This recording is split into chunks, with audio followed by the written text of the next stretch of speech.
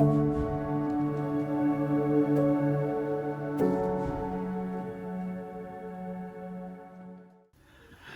got this wonderful opportunity to talk about fatherlessness, but from a leadership perspective.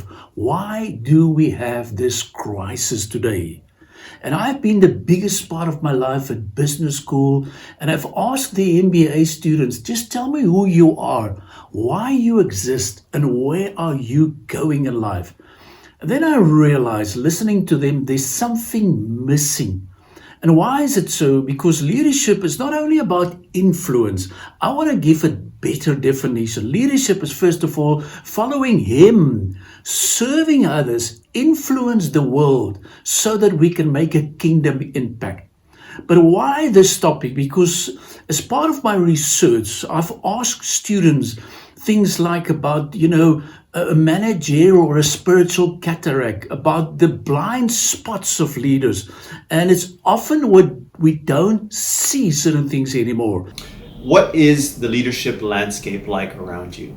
If you were to take an assessment of maybe the organization you're a part of, or the other organizations you see, or the leaders of your country, if we're to be honest with ourselves, I believe we would all say that there is a leadership crisis in our world today. Maybe not in your particular organization, but you see it in the other organizations and in the world governments. And we ask ourselves, what is the cause of this crisis? Friends, fatherlessness is the biggest reason for leadership crisis today. What do I mean? If you can imagine with me an iceberg.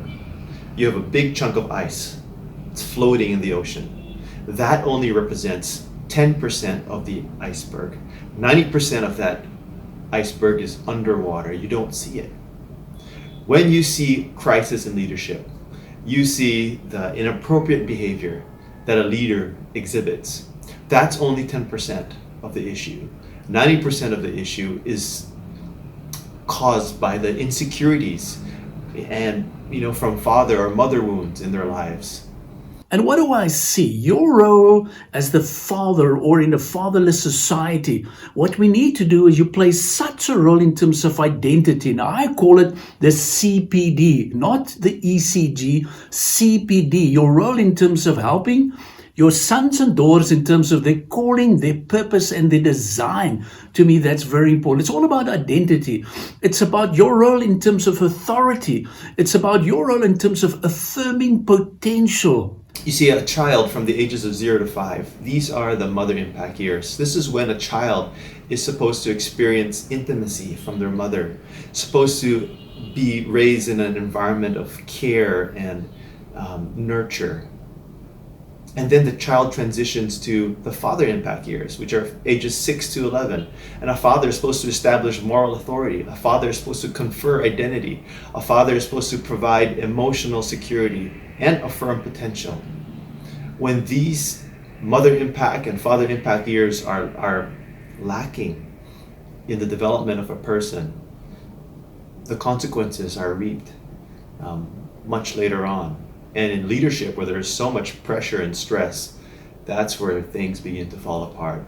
It's about your role in terms of authority. It's about your role in terms of affirming potential. So in other words, the words like, you are my beloved son and daughter, in whom I'm well pleased. We don't do this. And what's going to happen as a leader if we don't do it, or not even in the workplace? There's going to be lots of issues and uncertainties, and that's why I love this topic that we can discuss it. Because what do I see? I see this in marriages. We've been in marriages the last 30 years. Have you wondered, leaders that struggle to trust and connect with people emotionally, why is that? Could be from a mother wound early in life. Or leaders that feel that they're never good enough, from a father wound, who did not receive the affirmation of their potential from their father. Or leaders who are aggressively defensive when criticized. That also can point back to a father wound who did not help them to understand their value and uniqueness. You see it definitely in terms of leadership. It's a crisis in terms of all its insecurities. And then there's a lot of personal dissatisfaction also. So, what are we saying? If we don't fix this, it seems to me we can't get over it. And what do we need to do? How do we fix this? Because there's a lot of trust gaps as a result of this. Or you're feeling, well, I'm not good enough, or you want to be defensive. So, as part of my studies, I've done about 1,350 career direct assessments. I've done about close to 500 emotional intelligence and close to about 3,000 people that I've trained in emotional intelligence. And what do I see? I see a lot of concerns. I see a lot of people wants to prove themselves, like self-justification. There's lots of insecurity. They like to be people pleasers. There's jealousy, there's racism, there's self-pity. And if you analyze it, it's back to this point of insecurities, the fatherlessness society. And I can give you case studies on case studies. So what I've done lately, I assess people, I put them through insecurities, a self-assessment, and I address the issues because you can still make a difference.